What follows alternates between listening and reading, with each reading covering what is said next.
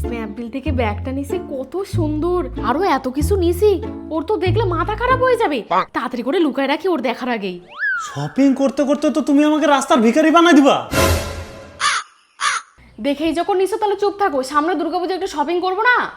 খাওয়া দাওয়া বাদ দিয়ে শুধু 1 মাস ধরে শপিং করেই যাচ্ছে। শপিং করলে আমার পেট ভরেছে, কেন যে খিদাই লাগে না। আর এদিকে আমার পিছন ফাটে যায়। কি কি নিছি দেখবা? দেখবা না। দেখবি না মানে দেখতে লাগবে, দাঁড়া পরে আসি। হে প্রভু।